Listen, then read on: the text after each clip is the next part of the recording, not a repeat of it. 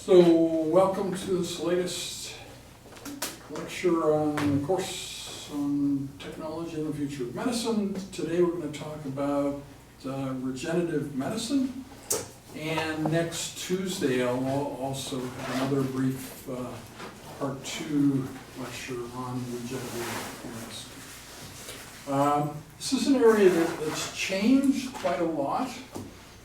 You could have argued that it was really out of the mainstream 3 years ago. I went to a meeting that had a regenerative medicine session, and like 95% of the people went sightseeing during that time of that session. And like I was one of the very few people who showed up. And so that was in 2016, but beginning in 2017, Regenerative Medicine Societies have been meeting jointly with mainstream societies and that sort of thing. But it is still, one of the things to wrestle with is trying to figure out where it fits in medicine and science, and whether it's something that no one you know is doing and that is unrelated to most of the mainstream things that you think about, or if it is it also possible that it is the main element of the future of medicine? It's the way in which medicine is going to kind of carry humans into the next millennium kind of thing. So it's way more important than any other subject. So really, it's important that we treat it as if it had equal importance to everything else, and will soon be mainstream with everybody. So it is something that's resisted, and it's interesting if you think of the idea of resisting progress. Like, is that just pure evil, or do some normal people resist progress? And I think there are normal people resisting progress. There are people who benefit from the status quo, benefit from what the big players in science are now, and don't want the themes and so on to change.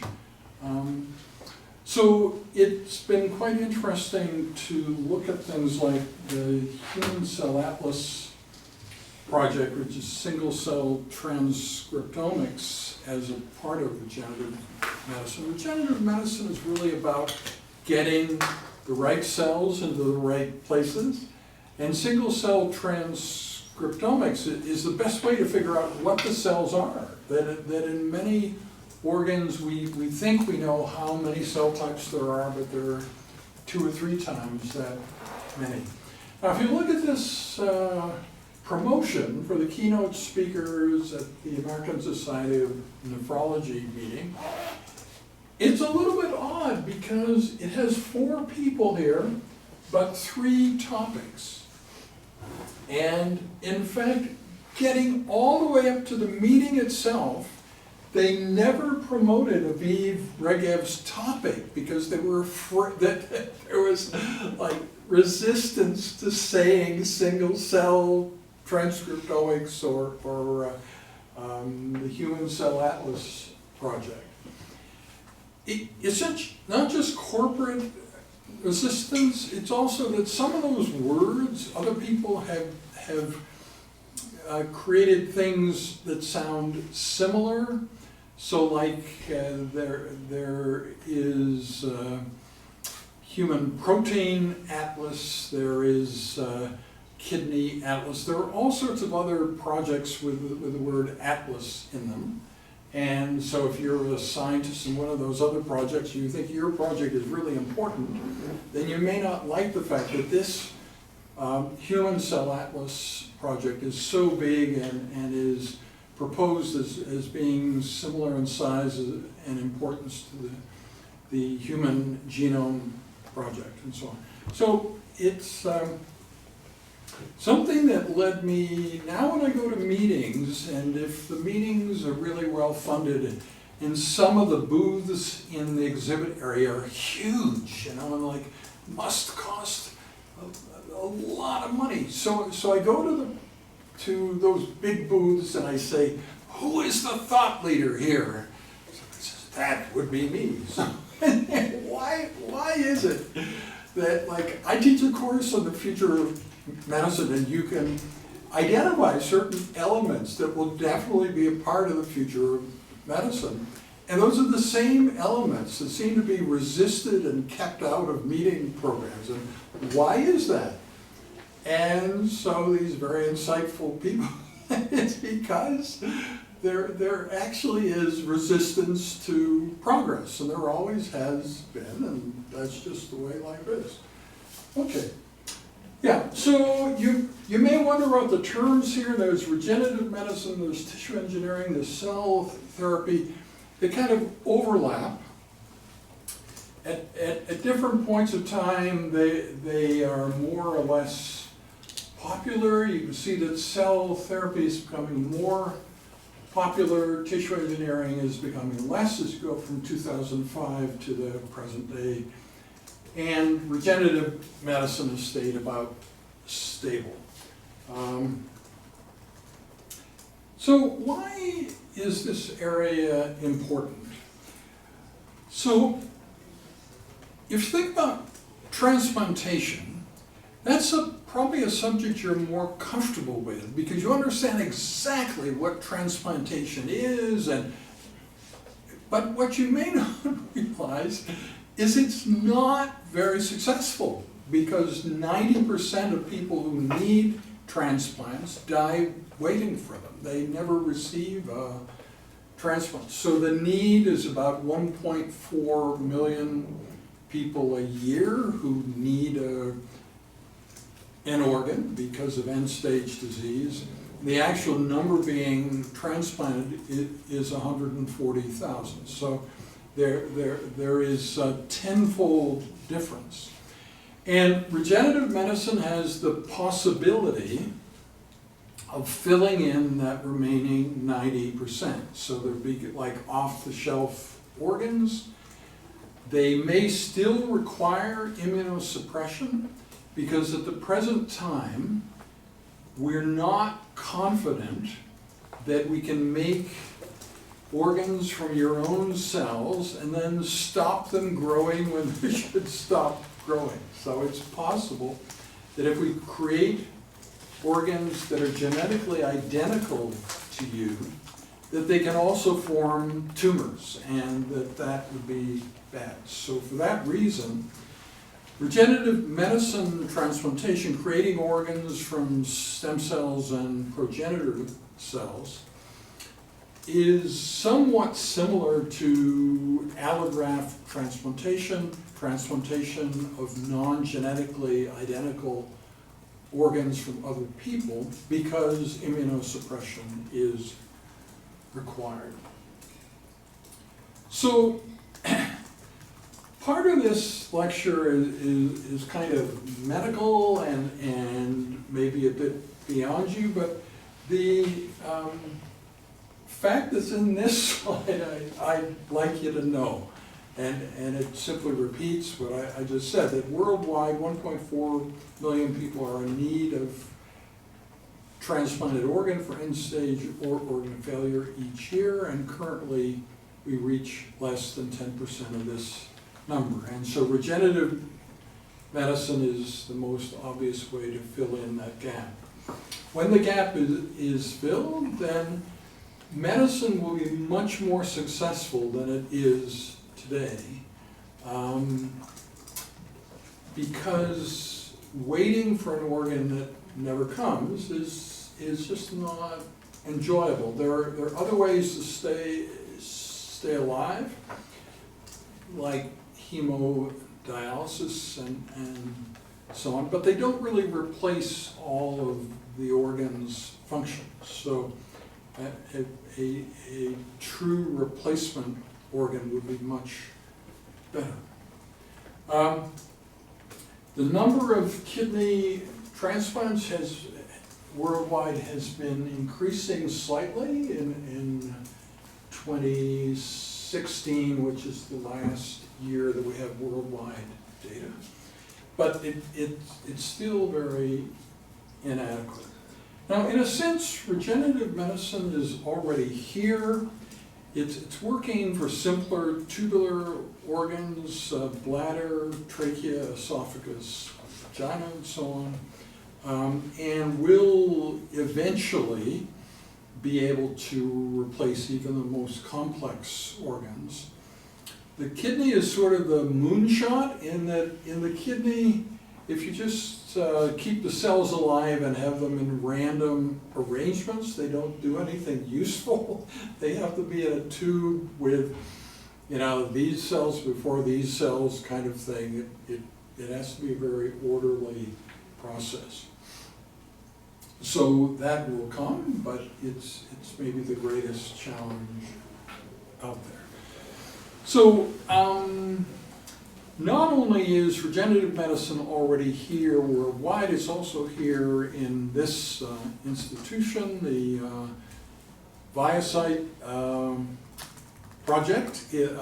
James Shapiro is here at the U of A is one of the main PIs in that project, and so I didn't want you to think I'm only talking about things that are going on other places and not here. But regenerative medicine has another side, which is stem cell tourism, stem cell hype,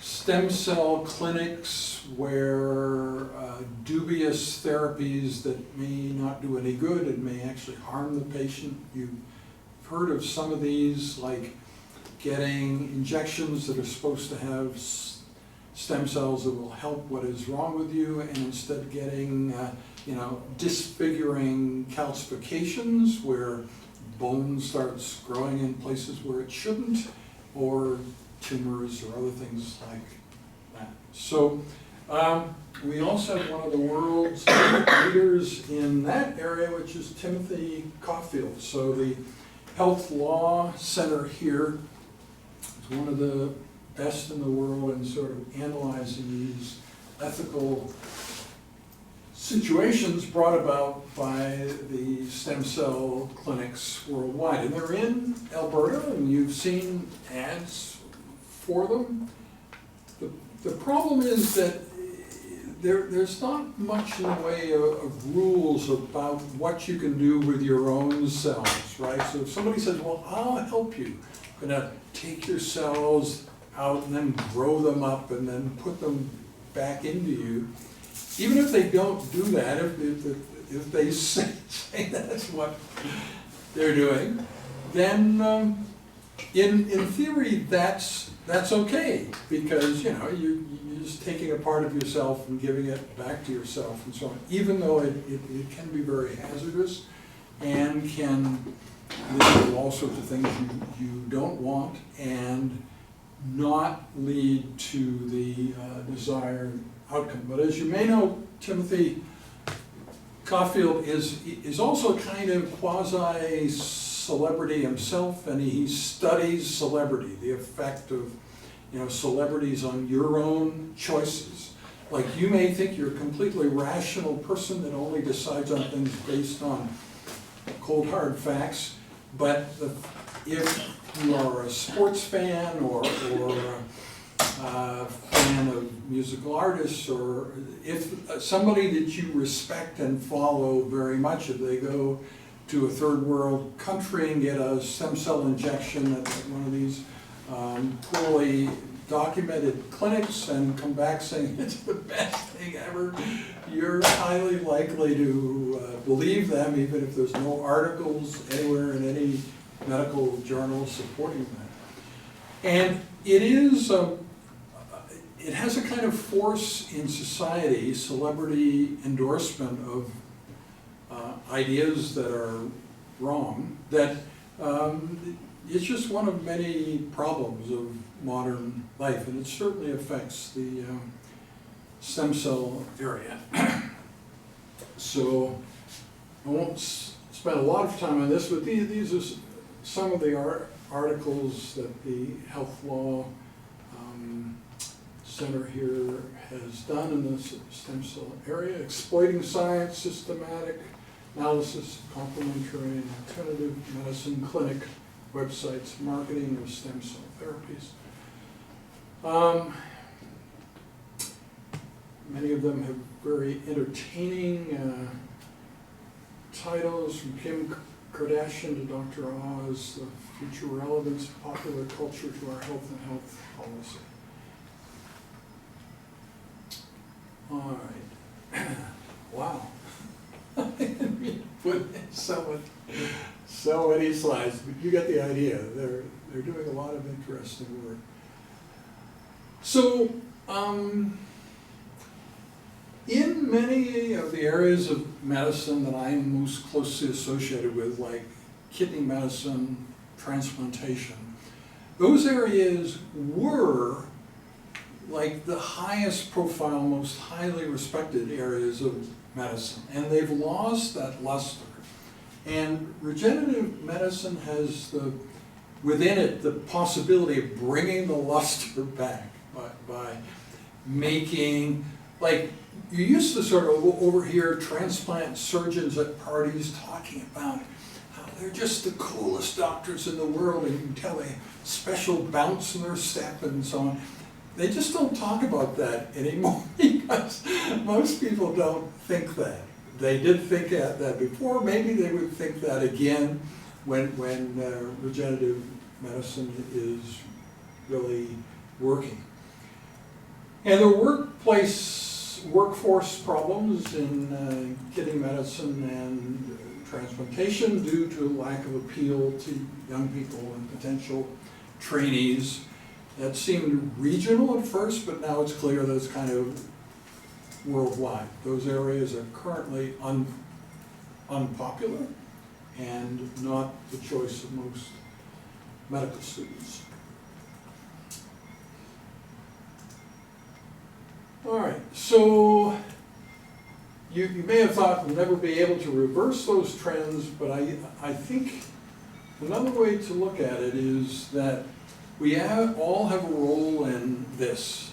Like in your training in whatever area you've had up until now, there have been things that you were forced to learn that you now believe are not valuable anymore. But actually in the regenerative medicine era, some of those simple things that don't seem relevant to current medical problems, for instance, become relevant again because of challenges of, like, what does it mean if cells like the podocyte that are only in the glomerular filter of the kidney, never anywhere else, in regenerative medicine created kidneys, they're in the interstitium, they're wandering around between tubules, a place where they would never ever be. So what effect would that have? Well, some of those questions go back to things that have a kind of nostalgia because at one time when you were studying histology, you knew a lot about that kind of cell. And so maybe now things that you know would be useful in helping us sort out some of the many problems that apply to regenerative medicine. Some of them sound simple, like the fact that most regenerative medicine stem cell created organs, it's hard to repavement the endothelium in the blood vessels 100%. You get like 80% easily, but the remaining surface clots like crazy. So the whole rest of the organ may be ready to go and all set to function for the patient when you put it in, and as blood circulates, the arteries and veins clot and the organ dies. So that's something that will be reversed, but it's just one of many problems there. And so no matter what your interests are, it's almost certain that there's some area of regenerative medicine where your skills could be useful. Now, we've talked about Moore's Law and the idea that we may all be unemployed at some future point. But some of these areas, like I was talking about how difficult it looks like it would be to create a stem cell generated kidney, for instance, are challenging enough that it will keep people employed for quite a long time. So you can imagine that in 2045, when technological singularity comes, maybe kidney physicians and transplant physicians will be the only people still employed because this stuff has so many challenges.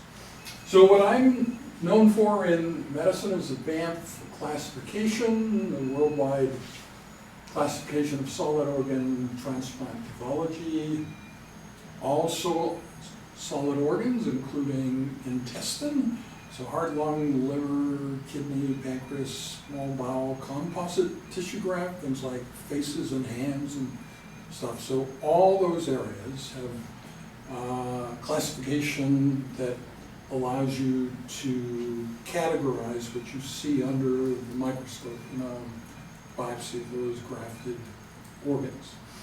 And there will be, when regenerative medicine is successful, another BAMP classification of tissue engineering pathology or regenerative medicine pathology.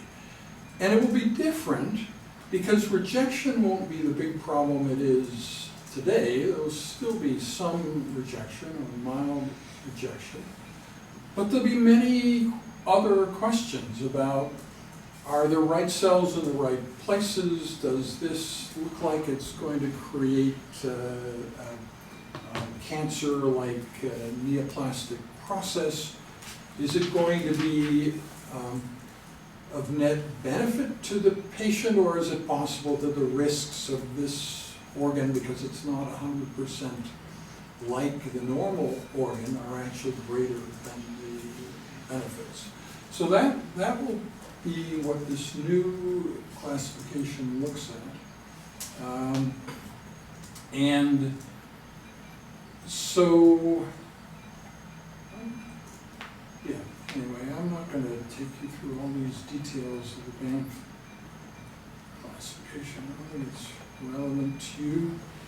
There was a meeting just last week in Pittsburgh, and Puna and I and many of the other young people associated with me were there. The one before was in Barcelona. And okay, so it's kind of interesting. This journal cover in 2014, November 2014, kind of indicated to people that their world was changing. Because up until then, they thought regenerative medicine was something other people do, didn't really have anything to do with them. And then this is the best journal in transplantation. And here the cover is talking about building new hearts through stem cell created constructs. And so it's still, though, necessary to kind of keep reminding people that this is the future. And so I continue to use this slide. Someday this slide will no longer be necessary. The idea of jumps starting here. So people really take this seriously and think, well, this is really happening. I should learn about it. So there are lots of different things to consider in thinking about stem cell generated organs. There has to be a blood supply. There has to be the proper arrangement of the cells, and it's kind of cool that you have like physicists and physicians, biologists talking to each other, and each of them believe that the other party has magic, like what the physicists do in like silicon filters and so on, seems just magic to the biologists. And the way that the cells know where to go and know how to set themselves up in a proper relationship to other cells seems magic to the physicists, but it doesn't always work. And so it isn't quite like magic, because if it was really magic, then these stem cell generated organs would look just like the normal organs. And thus far, they don't. They're kind of close. There is a tendency for the cells to end up in the right places and to differentiate into the right kind of cells that you need, but it's certainly not 100%. What about Canadian interest in this? There is data that indicate that there's strong public interest in regenerative medicine, and so it is what people living in Canada want. And you can imagine a kind of analogy between the technological singularity and successful regenerative medicine. I'm not sure the timing will be exactly the same, but it is going to take us a while to be routinely replacing all organs from off-the-shelf sources and to have enough organs for everybody. And it's possible that around 2045 could be the time when we succeeded in doing that.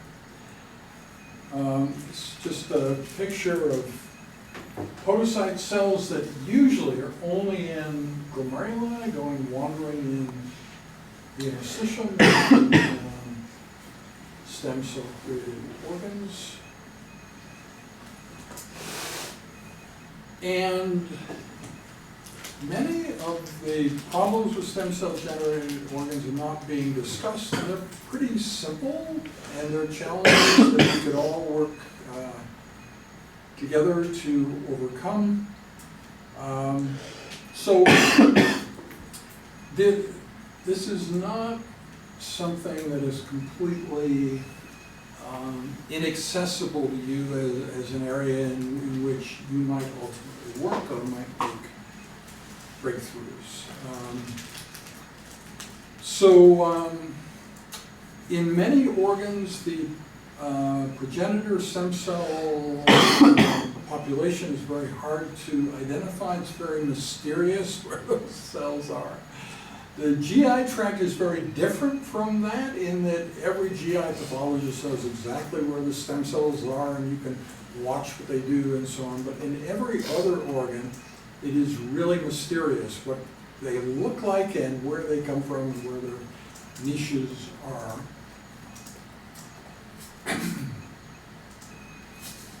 So we have to adapt our thinking, going from like transplant pathology, transplant medicine to tissue engineering medicine.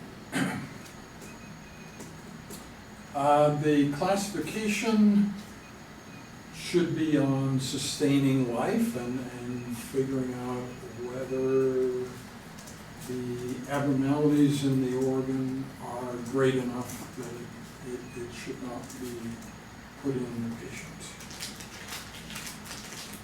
So this is a very abnormal tubule with numerous interconnected channels, and this is a very abnormal looking glomerulus, many fewer cells than it should have. And the interstitium here between them really doesn't have any cells, and so the whole thing is really abnormal. But that animal construct made from stem cells and progenitor cells did create the kind of primitive urine, so it worked. So these pencil sketches were made by Corey Fung, and that's an interesting story. Corey Fung worked with me from 2013 to 2017 approximately. And one day I realized I needed some art done, and I asked the students whether any of them were artistic, and he was the only one that raised his hand. So anyway, the idea behind these sketches, which we still have the original copy of in the office, I found, was that this was just a draft of art. It was going to be done by the journal editors, professional artists, that we would give them an idea of the kind of picture that we wanted, and they would have it professionally done. But then they decided to fast track the article. They forgot about redrawing the pencil sketches, so Corey Fung's pencils sketches became part of the final article. So this is a sketch, the picture that I just showed you of the abnormal tubules and glomerulus, and of the podocytes and interstitium, and of the idea of short loops of Henle versus long loops of Henle in the kidney.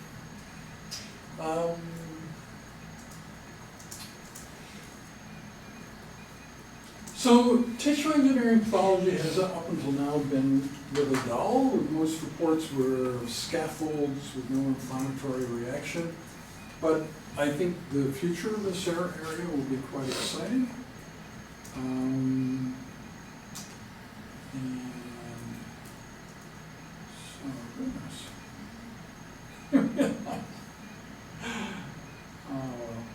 Yeah. So in the original location for the BAMP classification, what began 28 and a half years ago, was in this building, the Trans-Canada Pipeline Pavilion at the BAMP Center. It was a very primitive surroundings, and was kind of cool. At that time, with the BAMP meetings, people brought their children into the room. They don't seem to do that anymore. I think there were probably no children in the BAMP meeting we've just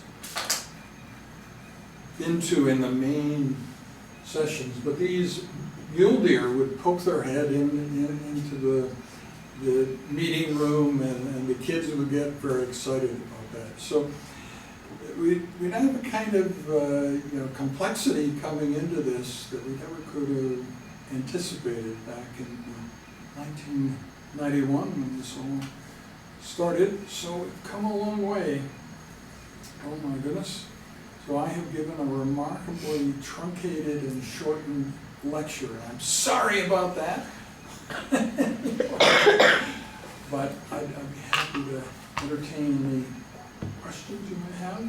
And also questions about the course in general or the midterm or whatever.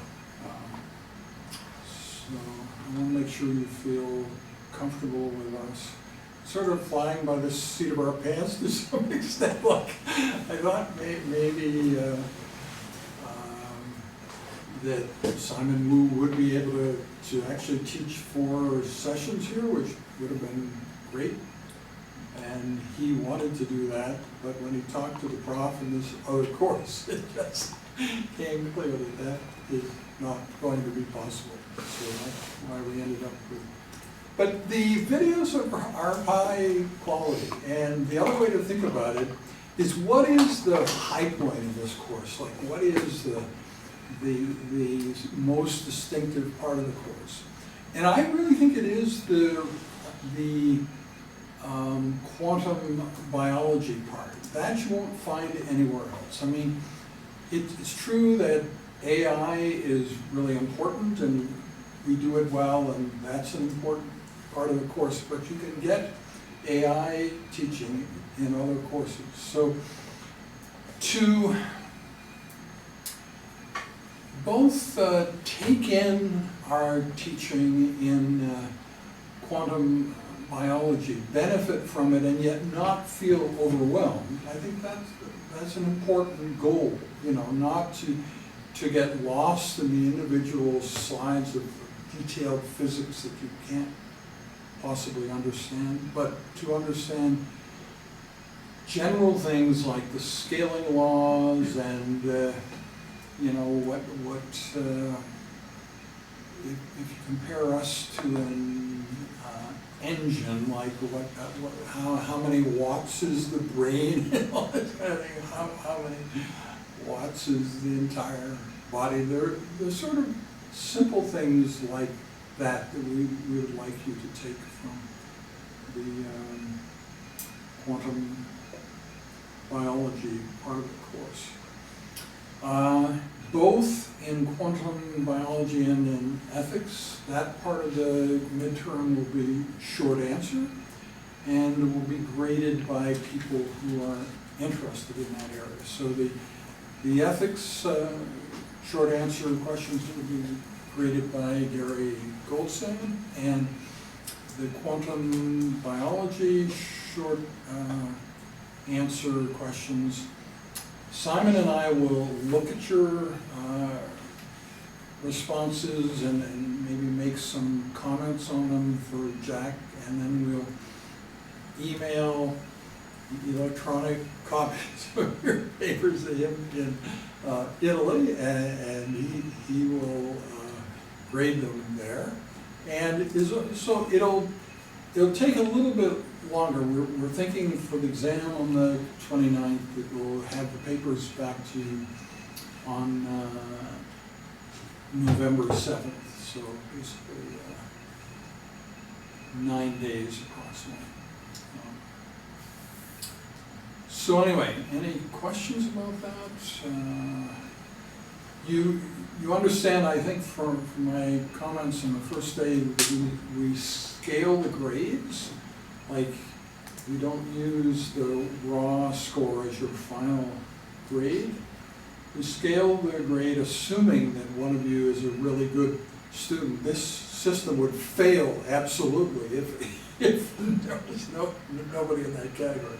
But so we move the top grade up, so the top grade is a 99, and then we move the bottom grade up to some sort of like C or C plus area, and then make the spectrum like that. So usually it involves, it's not the same number of points. Like, let's say that the raw score of the person with the highest grade might be 91, so we would add 8 points to give them a 99, and the raw score of the lowest scoring student has been as low as like 15, 20, something like that.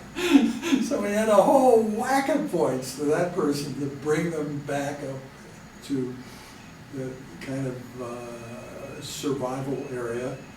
Yeah, so I've been doing it for a long time. I've not received any threatening phone calls or anything, so it seems like I will be allowed to continue to do that.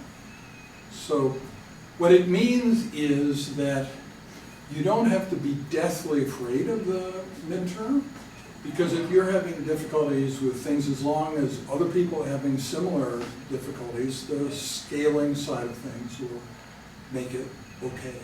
So, yeah. What if everyone is well? Well, if you all do equally well, you'll all get a 99, you'll all get an A+. Is that possible? Yes, it is. So this is a graduate course, even though it's all undergraduates taking it, and it often is all undergraduates taking it. And so there doesn't have to be any curve or anything. You can all get in. We haven't ever had a class that all got A+, but it is possible. Yeah.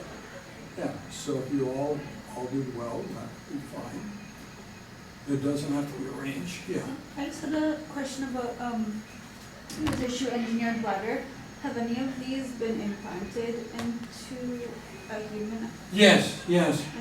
And it's actually kind of disturbing. You can easily find on the internet a TEDx talk about regenerative medicine generated kidney. And then when you listen to the story, you realize it's not a kidney at all, it's a bladder that person received.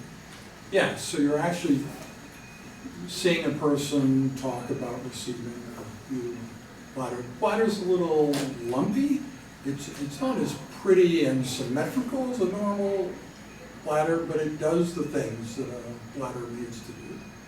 Yeah, so the trachea story, you probably hear this from other people, the guy working on regenerative medicine tracheas was a dishonest person at a very good institution in Sweden, the Karolinska.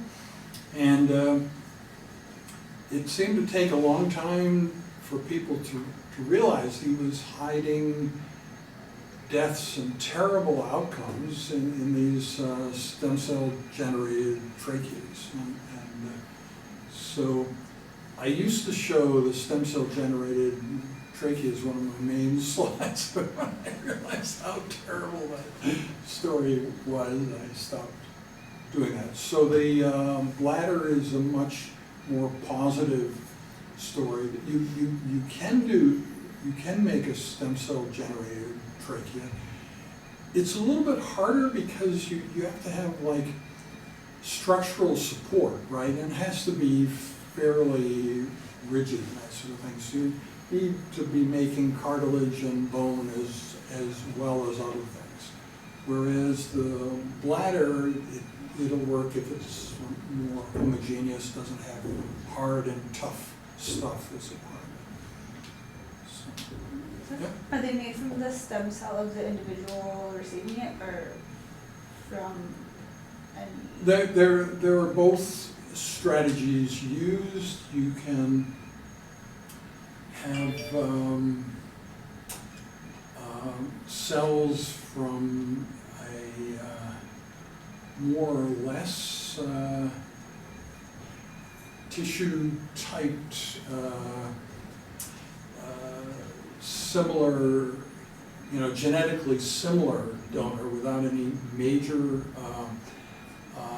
mismatches, but not identical. So that's easier than doing it from the person's own cells because of the difficulty of getting the cells to stop. Yes. Oh, just two questions. Just tell me about the ethics of stem cells depending on where they come from. So you're talking about having a genetically similar donor having stem cells. So are you talking about like having a bone marrow transplant only for the blood cells? Or are you talking about stem cells from, let's say, the umbilical cord? Well, or stem cells from circulating cells in your blood and making pluripotent stem cells from other tissue cells, like taking fibroblasts, skin cells, things like that, and getting them to differentiate. There are many different strategies used, but it still seems to be true that this neoplastic potential, the possibility of creating tumors we don't want, is more of a problem when the cells are genetically identical to the person. And at the present time, we don't know quite what to do about that.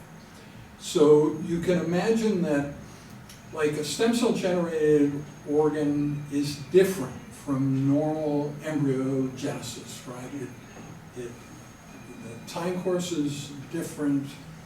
We're not recreating exactly the way that a normal, and obviously it's done in a shorter time frame. So these are some of the challenges that in the normal embryo, we don't know what all the promoter substances are and what are the things that that result in an absolutely normal organ. We know some of the factors, but we don't know all of them. So do you think it would be more beneficial to take stem cells from other people, or if you try to take someone's own stem cells, from blood cells for example, and turning them back into stem cells, and then using those, which one do you think has more, looking at a cost benefit? Because the own stem cells, they still have the damage of whatever they're putting it into. So for example, if they're trying to use it for diabetes, for stem beta cells, if the beta cells themselves were somewhat malfunctional in the first place, and you use someone's own cells to make those beta cells again, wouldn't they just be attacked again? So would it be better to use someone else's in certain cases? The answer is never simple, I'm afraid. That it so like diabetes is in part an autoimmune disease with, you know, antibodies and cells that are reactive against the pancreatic beta cells. So one problem there is you can give a transplant that is perfect, and the same process will happen all over again. That is, as soon as you put in the normal cells, that they will be attacked and, you know, destroyed the way the patient's own cells were. So, and in addition to the complexities of what therapies work, there are equal complexities of trying to control what people are allowed to try. You know, like this whole thing about if you're deathly ill, you should be allowed to try relatively untested therapies because, you know, you don't have that much to lose. Well, but you can take that argument too far, where you're only mildly ill, and you know you're getting therapies that make you much worse. And then the whole peer pressure thing of, if your favorite sports star went to this clinic before and had testimonial about how wonderful it is, maybe you yourself, if you had come back, you know, disfigured and sicker than you were before, you may be reluctant to fully reveal what happened because you're embarrassed and you think maybe you did something wrong because your sports star's celebrity guy had such a wonderful outcome and you didn't. So it becomes a very complicated thing. And it's hard to present something that has big negative and big positive things at the same time. It's sort of like 1984 doublethink, you know, keeping two conflicting ideas in your mind and accepting both, right? So you kind of have to do that, and most people would rather not think that way. They'd rather think that stem cells are wonderful or stem cells are creepy and bad, and you know, so it isn't one way or the other. And even people that you know, I mean, this is not remote from you. You'll find people who are very enamored of stem cell therapies that are promoted on the websites or in the magazines and newspapers that you read. You know, you see these ads, and some of your friends are now convinced by them, and they go to those clinics and so on. So it's a very complicated issue. It's Health Protection Canada's biggest challenge, the same for the FDA in the US, trying to protect the public while trying to not have such rigid rules that no stem cell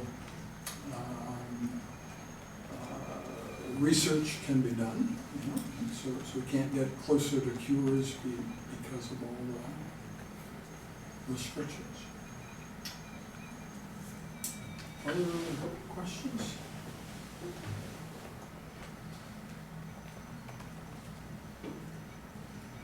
So Timothy Caulfield is a very good speaker. He's maybe one of the best orators here at the U of A, so if you have an opportunity to hear him. And it's nice to talk to somebody who's known so many celebrities, but then also knows all about celebrity, exactly what it can do and the influence on even clear thinking normal people and so on. So anyway, cool guy to interact with. Any other questions?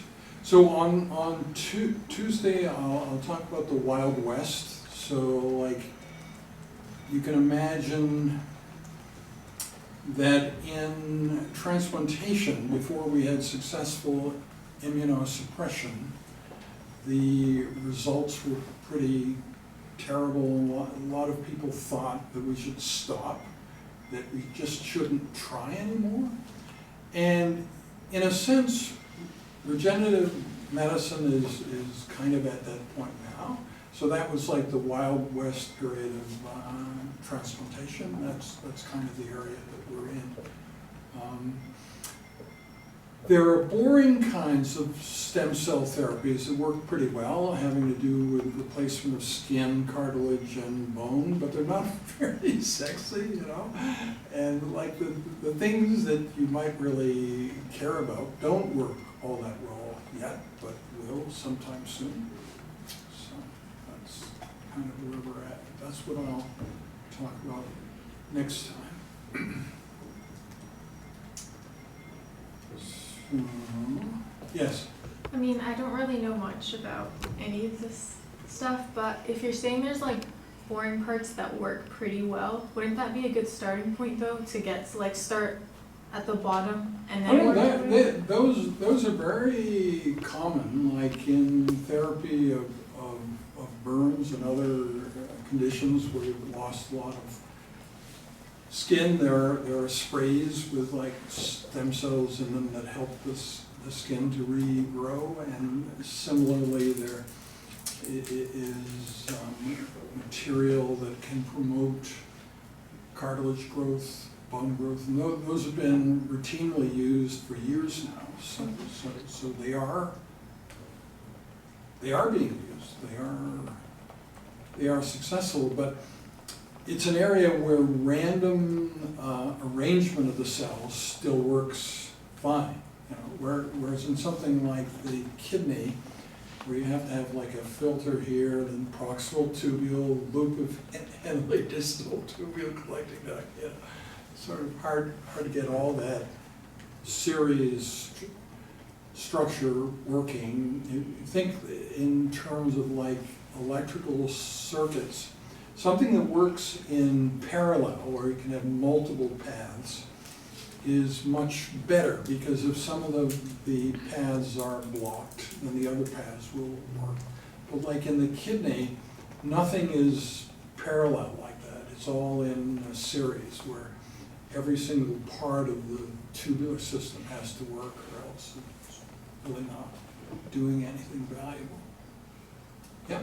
So why has cell therapy continued to be prosperous and remain interesting compared to tissue engineering and regenerative medicine?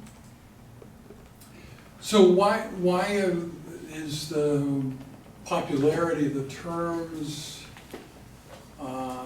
different? Yeah, I don't know exactly. Part of it's kind of marketing. Like, I think a lot of the hype, the stem cell hype, uses the term cell therapy because it's the easiest term. Almost everybody can kind of get an idea of what that is. Whereas tissue engineering, I think, oh, that's too complicated for me, I can't figure that out. Or, you know, regenerative medicine, what the heck is that? But cell therapy, they think, okay, so there's things called cells and they're in fluid, you're gonna put some of that fluid in me and then everything will be better. And yeah, so I think it's just, it's a simpler term. And it's been heavily marketed by these stem cell clinics, and so you see it in ads in newspapers and so on. So I think that's very good. Other questions? Okay, well, I guess you're getting off a bit early, but, you know, being self-reliant is good, right? So this term of the course, you're more on your own, you're getting to watch the videos on your own and so on. So that's not bad. It also kind of respects your autonomy and so on. You can imagine a kind of teaching where the only way you could learn was being in a lecture hall and having people lecture to you, and there's nothing else offered. So anyway, now you have options. You can watch the videos in your PJs at any time of the day, you know, it's cool. So, yeah. Okay, thank you, and I'll see you next Tuesday.